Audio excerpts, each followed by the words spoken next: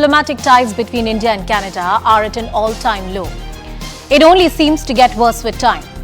It all started after Justin Trudeau on the 18th of September made an explosive allegation on the potential involvement of Indian agents in the killing of Khalistani extremist Hardeep Singh Nijjar, a Canadian citizen. That was the allegation that was put on the table without any substance or proof. India, as expected, responded sharply, dismissing all allegations and calling them baseless. India has also officially halted the process of issuing visa to the Canadians. And now another bombshell. US Ambassador to Canada, David Cohen, has said that there was a shared intelligence among the Five Eyes partners that informed Trudeau about these public allegations that have been made by him on the floor of the Canadian Parliament. NIA here in India has released a list of 19 fugitives located in US, UK, Australia, Pakistan, Dubai and Canada, pointing out to the K-nexus that exists and the need to crack down upon it, tightening news around this entire Khalistani propaganda. Defense Minister of Canada has stated that relationship between the two nations is important. India also says that they want to ensure that the sovereignty and the national security of the country is given utmost importance. Now, will Canada rein in on the anti-India elements, or this stand of this entire position that Canada has taken will damage the long-term relationship between the two nations? Our focus on Viewpoint tonight.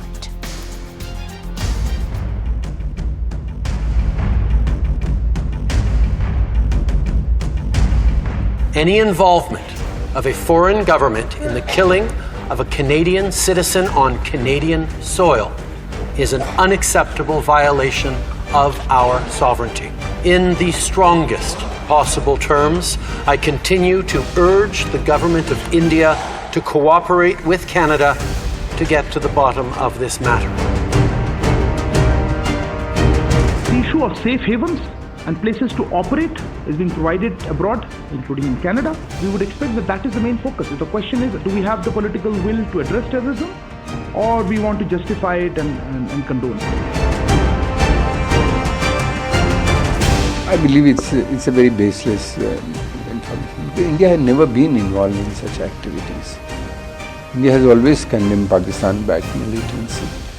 India is the one country which is victim of militancy, and India has been calling international community to define the definition of a terrorist. मैं Canada सरकार से कहना चाहूंगा कि कुछ मुट्ठी भर जो लोग माहौल बिगाड़ने का काम कर रहे हैं उन पर जल्दी से अंकुश लगाए, उन पर कार्रवाई करे।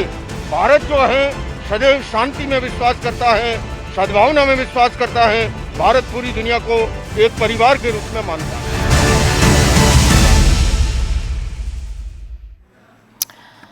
All right, we'll have a whole panel and experts joining us on the broadcast here on Viewpoint tonight. Joining us right now is Jojit Sabharwal, who's a spokesperson of BJP. We are expecting Mr. Ashok Sajjanar and Lieutenant General K.J. Singh to join us in just a bit. We also have D.N. Baxendale, who's a columnist, with us on the broadcast joining us. But Jojit ji, coming to you first, taking in a view from you.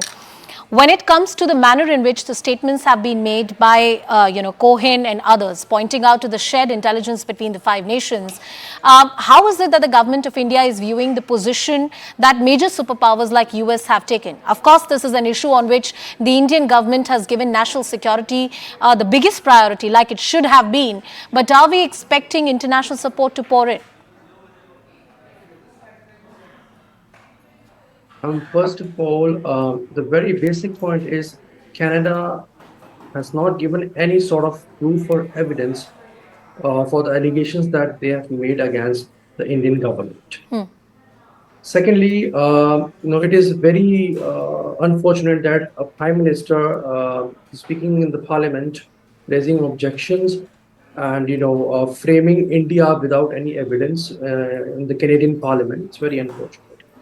Now you talk about the US and the Canada that, the US is supporting Canada or not. I think it is very early to come to a conclusion, because unless we have something, strong at hand, a strong evidence, we cannot come to a conclusion.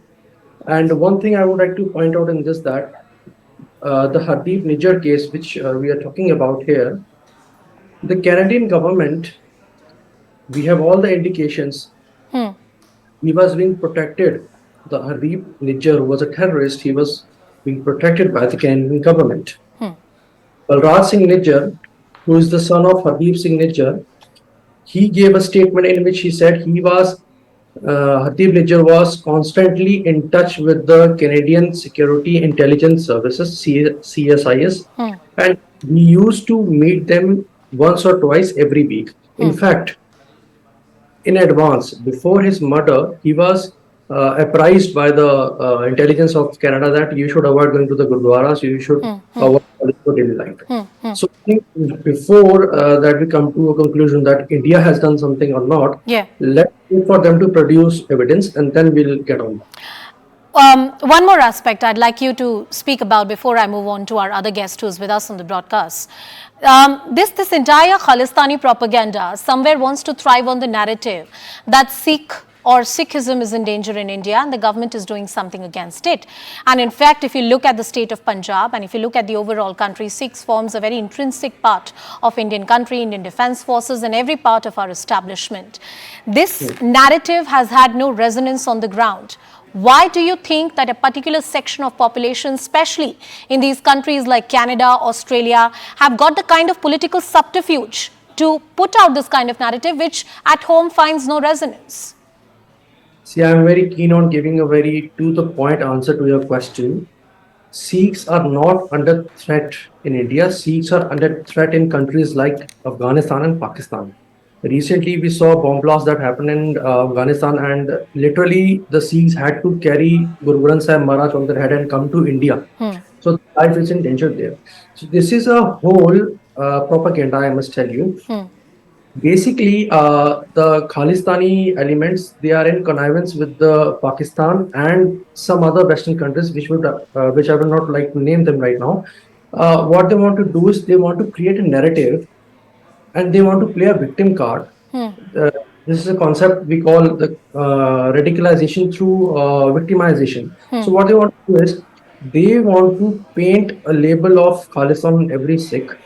They want, to create a friction between the Hindus and the Sikhs. They want the agencies, the Indian agencies, to respond, to retaliate. Yeah. They want Hindus to retaliate so that there is a communal tension between them. And that is how they want to bring this Khalistan movement on the world map. No, I agree with you, and to that point answer that this is exactly the modus operandi of radicalization that takes place. We also have Mr. Ashok Sajjanar, the former diplomat, joining us on the broadcast.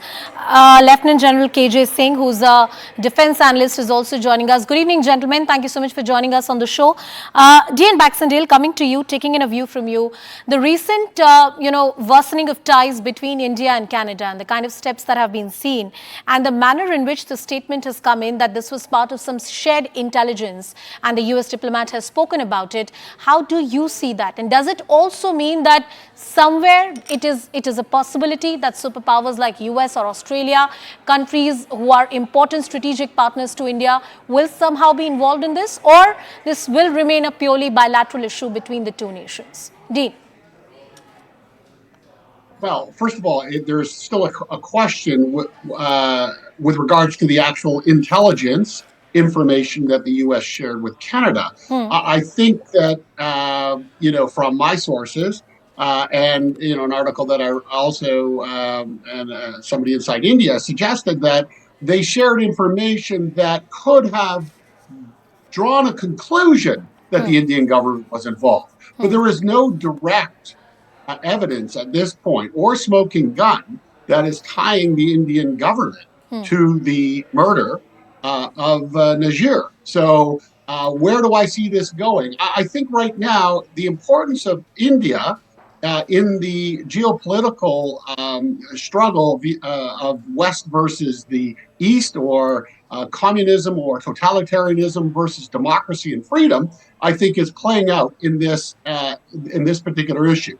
Yeah. As I've written, yesterday in the Sunday Guardian, Justin Trudeau has ultimately used this for a political wedge and an opportunity in which to hopefully elevate his popularity, showing himself to be tough on foreign interference and operations by diaspora communities and those that are influenced by it here in Canada and around the world. So I think America is being very cautious. They want to support their ally Canada, but at the same time, I believe that there's much more to this story, and no prime minister or individual goes forward with such an allegation in the middle of a major RCMP murder investigation without having irrefutable proof. And I'm not sure that that is in his hands at this point. All right, if there is irrefutable proof, and you're right that there is a statement of David Cohen on record, but if there is irrefutable evidence or not, let me also try and cut across to Mr. Ashok Sajjanar, who's with us on the broadcast. Mr. Sajjanar,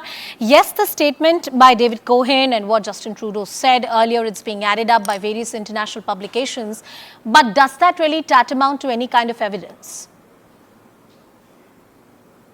No, I don't think so. I don't think it adds up to any evidence. Let me just make 2 points. Yeah. Number one, that even as far as the Canadians are concerned, even as far as the Canadian Prime Minister is concerned, the Canadian Foreign Minister is concerned, they are talking about, number one, credible allegations, no evidence, of a potential link. So even they are not convinced that these allegations are in any way conclusive proof or evidence of the involvement of India. So they themselves are not convinced about that. So, how can they bring this up and, present it to India? Number two, the investigation has not been completed. It's in the middle of the investigation. And then for the Prime Minister to go to the Parliament and to make this totally unsustainable and irresponsible statement, I think this is totally uncalled for. Yeah. The third point that I'd like to make is that even the Premier of British Columbia, who is a partner of, who's from the Liberal Party, who's a partner of Prime Minister Justin Trudeau, he himself has said that any of the intelligence or information that has been shared by Justin Trudeau with him, it's all from the what is the information that's available in the public domain. Mr. Sajjanar, can I make an interjection to get your relevant inputs on that? Well, it's one thing to say on record, and usually these things are kept under wraps, whatever intelligence one nation has got from another. So 2 points. The fact that the Canadians said it in the public domain, that this killing was done by India. They accused India of such a heinous act without any substantial proof. And then the statement coming in from David Cohen on similar lines. But does that really add up for any kind of proof? If suppose this matter is to be taken up on a diplomatic level, or Canada wants to take up on as a bilateral issue with India, is it important for nations to put hard proof before them, or a mere intelligence source or input is enough? Mr. Sajjanar. Yeah, I think even as far as this intelligence is concerned, I don't think it has been brought out either in the public domain. I'm not very certain how much of that has been shared with India. Sure. As far as what Mr. Cohen has said, I don't think really he has added anything to what Mr. Trudeau has said earlier, that, we have human intelligence, we have signal intelligence. The only thing that he's added is that even the US also has cooperated, has collaborated under the Five Eyes framework with Canada. But in terms of substance, has he added anything? Not in my view. He has just, tried to corroborate the statement of Mr. Justin Trudeau. But we've seen that the statement of Justin Trudeau didn't really lead to anything substantive. And India has said that we do not have any substantive information from Canada as far as this murder is concerned. So I think it really, the statement that was made by Mr. Trudeau on the 19th of this month in the Parliament, I think all the statements that have come out from him as far as what he said in New York, what Mr. Cohen has said, I don't think they have added anything at all to that particular statement. And I think, sir, that's a very important point you're making. That all right, there is diplomatic statements coming in, or what Justin Trudeau has said come to the light. But has it really added anything substantial? Has it added meat to the story, less to the story, or real substantial proof for the world to see? The answer is a big no. Lieutenant General KJ Singh, sir, coming to you. The NIA has also put out a list of these K backers or people who are wanted here in India and living in different parts of the world, including Australia, Canada and various other nations, UK. These concerns have been raised earlier as well. We enjoy great relationships. We've enjoyed great relationships with Canada as well.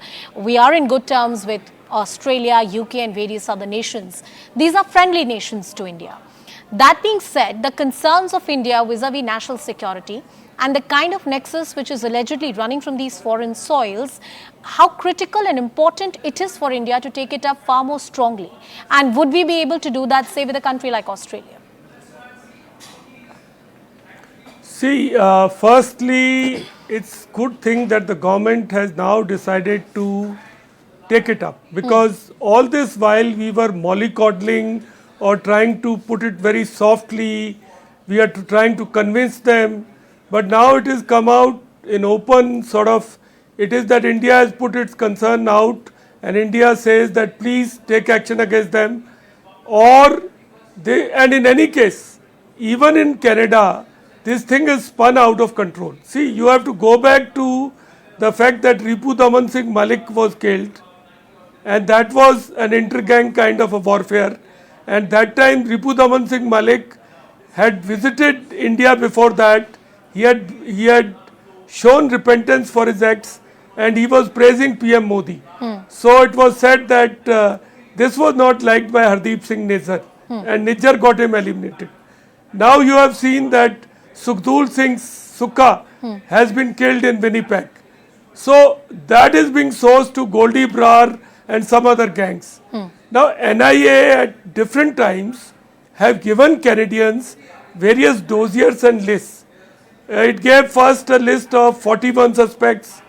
When Trudeau came last time, Justin Trudeau, CM Amrinder Singh gave him a list of 9 people, which included Hardeep Singh Nijjar. Now recently we have put out another list of 19 people. So all these lists and dossiers are being put. In any case, Hardeep Singh Nijjar had been designated as an individual terrorist, and RCN under that he was on no-fly list also. He was not allowed to fly, not take any flight. So Canada has been mollycoddling these people. It has allowed this ecosystem to spin out of control, and now it is paying a very heavy price for it. But through your channel, I'll still say, every crisis can be converted into opportunity. It is time for Canada to put its house in order, because in India there is no traction. No traction for Khalistani cause. I'm telling you. I agree. Nobody is standing up for this. This propaganda which is being put out, I completely agree there. I completely agree with you there, sir. I want to take a point from Mr. Ashok Sajjanar and DN Baxendale once again. Mr. Sajjanar, first to you, coming back to you, and then I'll take this point to the other panelists as well. The manner in which after 1984, the rise in the pro-Khalistan activities on Canadian soil has only seen an upward surge. It has only increased in the last 3 to 4 decades. It has only gone up. Various experts argue that after the abrogation of special status of Jammu and Kashmir, in fact, Pakistan and ISI is also very interested in fueling this narrative because it helps their diversionary or their separatist tendencies when it comes to India. But is it fair to say that it's only the domestic policies, keeping that history in mind, is it fair to say that it's only the domestic political concerns of Justin Trudeau which has led to this situation? Or perhaps this was simmering for far too long and had to happen one day? Mr. Sajjanar. Yeah, no, I think that's a very important point you make. And yes, the ISI has been involved. Pakistan has always been involved. Pakistan has always been engaged in fishing in troubled waters. Wherever I have been, whichever embassies I have been, whether it is in Brussels or Washington, D.C., I have seen this nefarious tendencies of the ISI to stir up, whether it is the Kashmir issue or it is the Khalistan issue. Earlier, there used to be greater focus on Kashmir.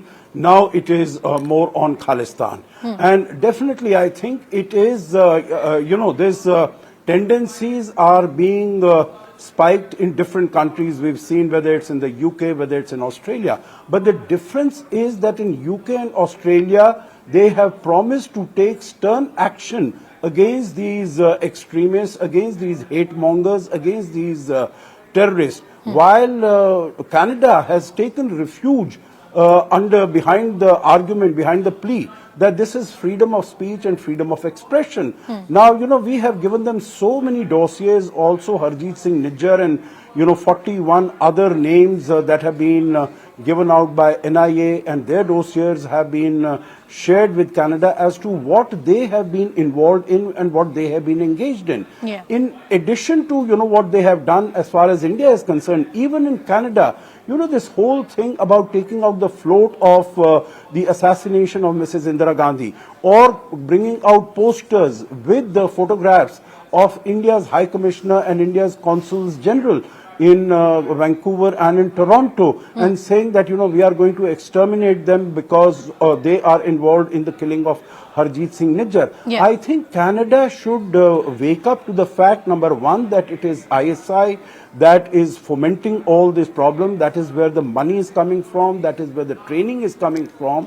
And secondly, that this could also very well be a case of internecine gang warfare. As we have seen the killing of Sukha, with all the claimed. inputs coming, and I'd be surprised if the Canadian authorities and intelligence, which seem to be very well versed and aware of what's happening with the Five Eyes, didn't know that Pakistan and ISI were involved. I believe for roughly 3 to 4 decades, the anti-India activities or the pro-Khalistani activities have only been given increased encouragement on the Canadian soil. And would a government change in Canada really help the situation that the two countries are at right now? Well, first of all, I spoke with the former director of Asia Pacific for Canadian Security Intelligence Service, Michelle Junot Katsuya, who India and China were under his direct purview.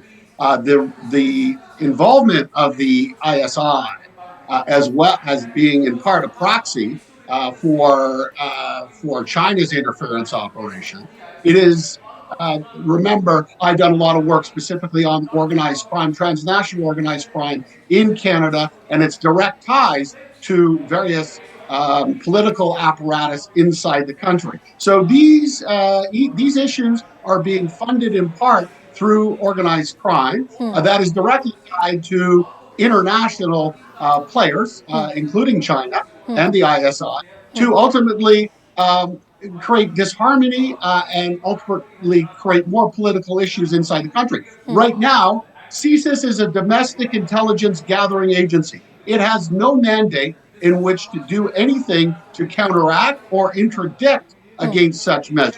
That falls to the RCMP. Currently, the RCMP, in the way it's constituted, does not allow for the force to get deep into the weeds to actually go after these types of political / terrorist operations that are running inside our country. And our failure to do so starts back from 1985 and the Air India bombing, but also the fact that we allow Khalistani separatists / terrorists to come to our country and ultimately hide in plain sight is come back to roost against us right now. But it has been successive governments and a lack of will within Canada to actually address these kinds of issues for fear of being called racist or going after a particular diaspora community. So that's where we're at today.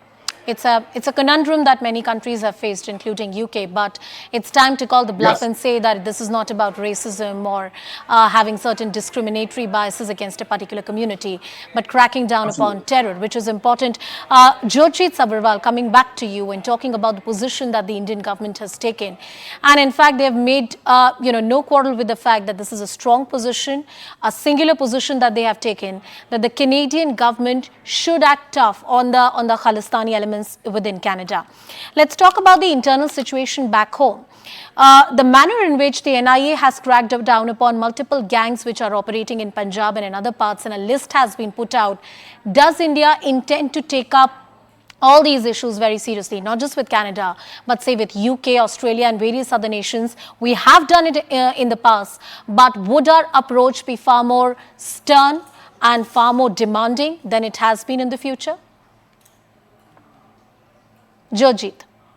Ma'am, this is, no, it is very pertinent to mention here that one of my colleagues was talking about 1984. So there's one point I want to quickly make, that before 1980, there was no propaganda such as the Khalistan.